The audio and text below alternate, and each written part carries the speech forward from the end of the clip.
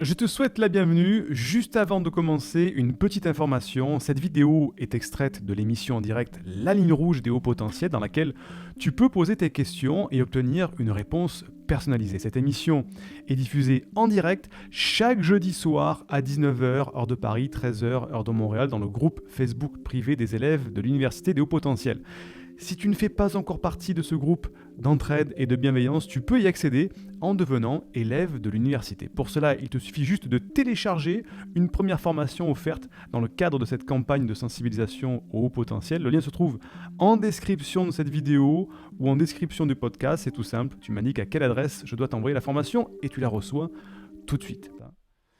Camille qui nous dit « Bonjour Siegfried, bonjour à tous, je m'appelle Camille, j'ai 36 ans, j'ai fait le test de ta vidéo, il m'indique une potentielle douance. Il y a une dizaine d'années, j'ai été suivi en hôpital de jour pour des troubles du comportement alimentaire.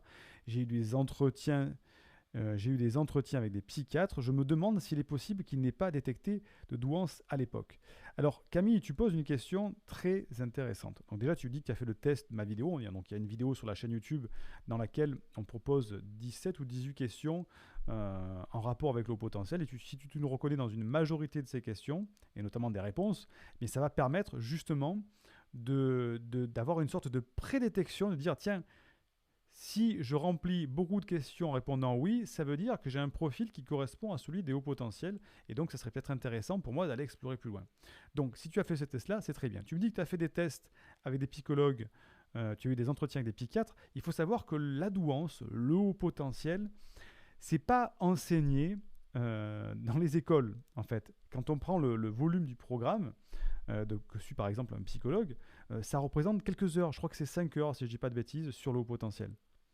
Donc, ce qui fait qu'un psychologue, après, il arrive, il sort des études, c'est un psychologue assez généraliste, et après, c'est à lui de choisir s'il se spécialise ou pas. Et tu vas tomber sur des psychologues qui ont des spécialités. Tu vas tomber sur des pédopsychiatres ou les psychologues qui s'occupent que des enfants. Tu vas tomber sur des psychologues qui s'occupent que de la dépression, des psychologues qui sont là pour les relations de couple. Bref, chacun peut choisir une spécificité et c'est difficile d'être un expert dans toutes les thématiques. Donc les psychologues sont un petit peu formés au haut potentiel, mais très peu. Si ce n'est pas un truc qui les intéresse, ce n'est pas un truc qui les passionne, ils n'ont pas toutes les connaissances.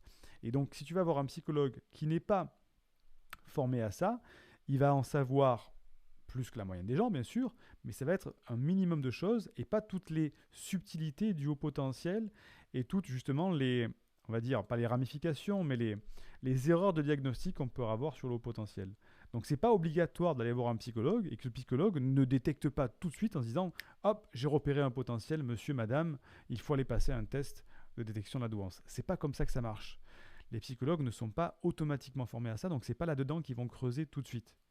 Donc c'est pour ça que le travail de l'université et d'autres de mes confrères aussi, c'est d'éveiller un petit peu à la douance, au potentiel, pour que certaines personnes se reconnaissent et aillent d'elles-mêmes chercher cette réponse dans des livres, dans des vidéos, dans des formations, dans des séances de thérapie ou de coaching, pour savoir si on a vraiment un profil haut potentiel ou pas. Mais ce n'est pas quelque chose de systématique quand on va voir un psychologue. Voilà. Il ne va pas automatiquement dire tiens, cette personne vient me voir pour son problème de, je sais pas quoi, de mal-être ou de sommeil.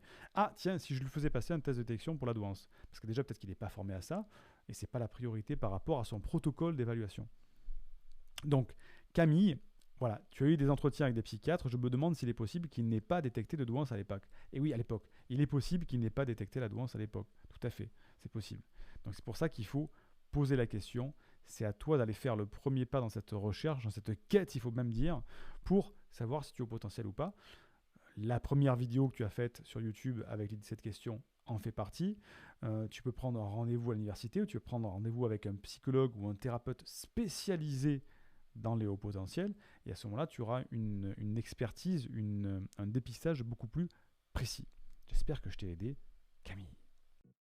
Indique-moi en description à quelle adresse t'envoyer la formation offerte qui s'intitule « Canalise tes pensées envahissantes et profite de l'instant présent ».